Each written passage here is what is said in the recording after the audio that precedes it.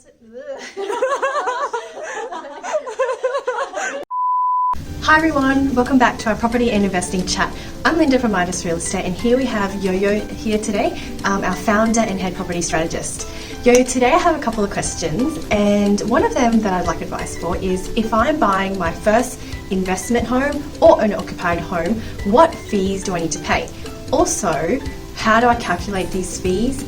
And in addition, when do I have to pay these fees by? If you received an adequate deposit, that is a really good start. Bear in mind, deposit is only one of your upfront costs. From government charges to lender fees, insurance to inspections, there are many extra costs associated with buying property.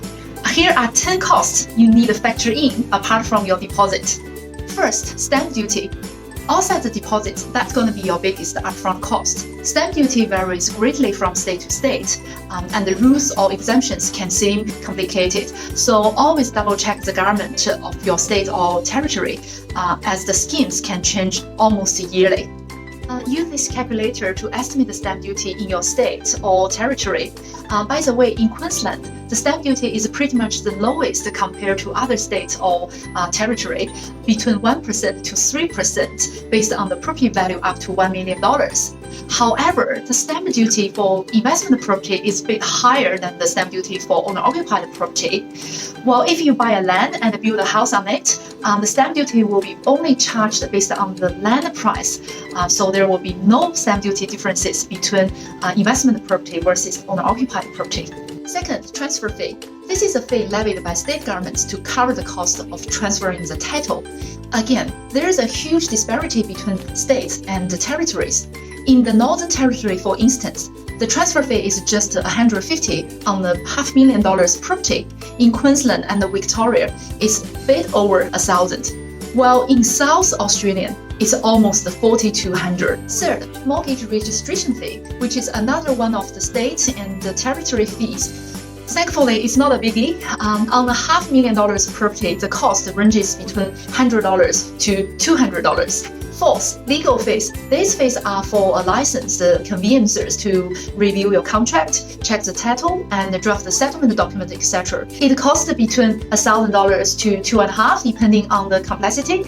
Click the link below to learn more at Australian Institute of Conveyancers website. Fifth, mortgage application fees, also called establishment fees. There are the fees that the bank charges to set up your mortgage. This is a one-off payment that could roughly cost between $200 to $800 depending on the loan. Most banks charges additional fees like mortgage registration or loan service fees, etc. So always ask them to itemize everything. Some lenders waive the establishment fees on some products or for special promotions. So there's always no harm to ask them if they could do a deal for you. Sixth, valuation fee. This fee covers conducting a valuation of the property you are purchasing. This helps the lenders to ensure the amount of your borrowing and the size of the deposit are appropriate. The fee normally costs between $100 to $300, while most of the lenders offer free valuation unless you are not happy with the valuation they have done and request to do more. Seventh, lender's mortgage insurance. If you could get a 20% deposit, fantastic, then you will not pay lender's mortgage insurance. But for someone with smaller deposits, they will do. This is a one-off fee equivalent to between 1% to 3% of your loan amount, depending on your LVR, which is the loan-to-value ratio, and the loan size as well. The eighth, inspection phase. A thorough building inspection is essential as it not only gives you a peace of mind but also helps you make an informed decision. You might be tempted to skip a past inspection, but the average termite colony costs $8,000 more to remove.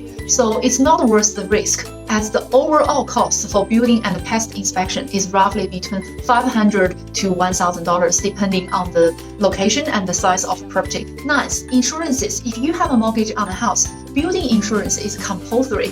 Premiums vary sharply by states or territory, but budget around $1,000 a year for building insurance on a $500,000 house, and an average of $500 for contents.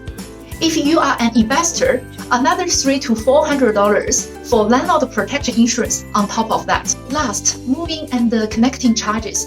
moving costs can vary massively depending on distance, how much stuff you have, and who is doing the packing, which estimates between $600 to $4,000. Connecting or reconnecting gas, electricity, and telecommunications is another cost. Try and negotiate with the vendor so the power stays on and you are not hit with the reconnection fees. Otherwise, give another $500 to $700 buffer to play around. So how much all up? Upfront costs can take up 5 to 7% of the purchase price, which is better to prepare all this cost couple of months before settlement. On a $500,000 property, that is 25 grand plus on top of the deposit. It can be pretty daunting for first home buyers, but remember, first home grant may assist with some costs.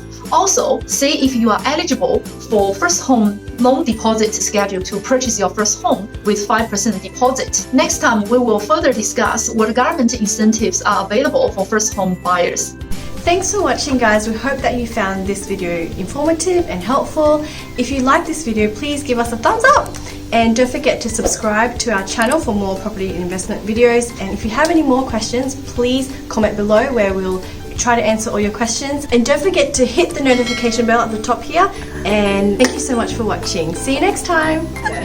Don't forget to sing. I was almost there.